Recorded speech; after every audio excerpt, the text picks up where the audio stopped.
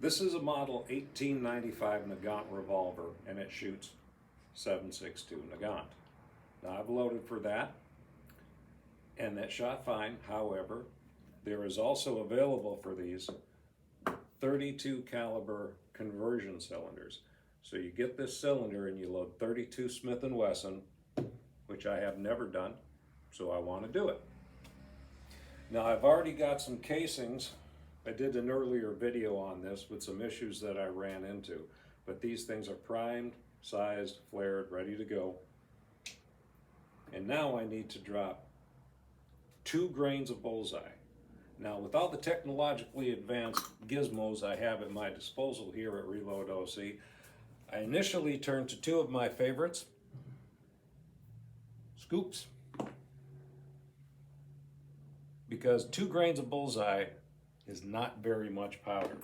Now, even these are dropping 4 grains. Now, I could take a casing, cut it in half, and that would give me basically 2 grains of bullseye. But I don't feel like doing that. So what I'm going to do is I've got some bullseye in my trickler here, and I'm going to trickle up 2 grains because I want it spot on, which isn't going to take long because 2 grains is just not very much powder at all. So I'm going to take my sweet time here, and I'm going to bring that up to exactly 2 grains. There I am. Now when I take a casing, I want to dump that powder in there. If I use a universal funnel like this RCBS, that funnel absolutely swallows up that case. So this is not a very practical way to go about doing it.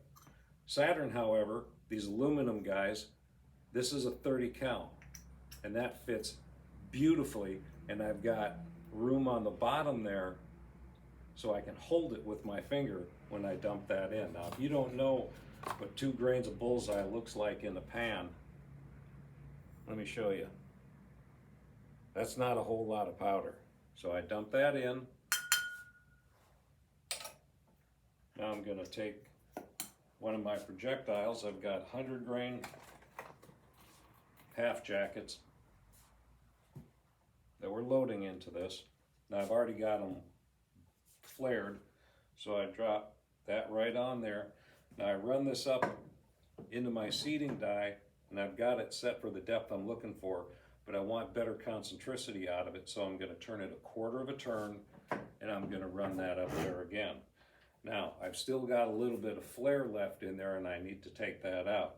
So my final step here, I'm going to crimp. Again, I'm looking for concentricity. I'm going to make a 1/4 turn.